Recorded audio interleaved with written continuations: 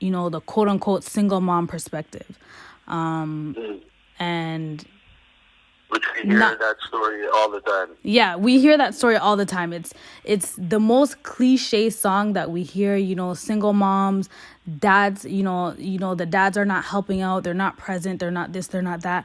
But I feel like we need to talk about the other perspective where fathers are involved. We don't hear a lot about involved fathers, especially within the Black family.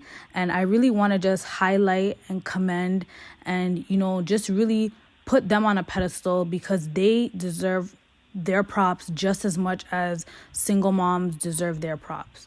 And I'm not just talking about single dads. I'm talking about involved dads. I'm talking about dads that even if it's a situation where they're not with their kids' moms, they're still making that effort to be civilized, to be active, and to make the best possible situations for their kids. Because honestly, it's not easy. Not at all. And I think the hardest thing about dealing with it is all the stigma that comes right off the hop.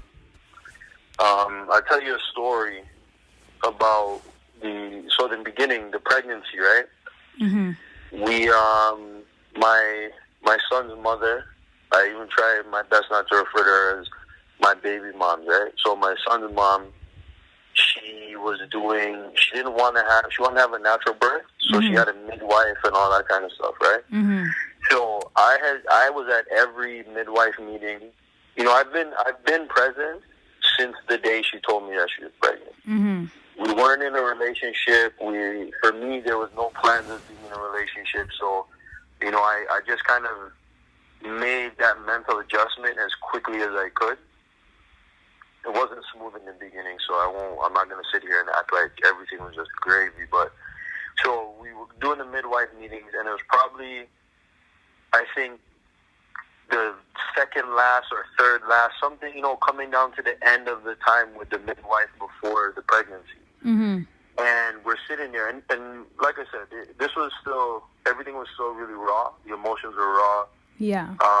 It was hard for us to be around each other for long periods of time because of, all the things that were going on. Yeah. So the midwife is there talking, doing her regular spiel, asking questions about how my son's mom is doing, all that kind of stuff, getting updates. Then she turns to me because visibly I'm uncomfortable. You can see that, I either don't want to be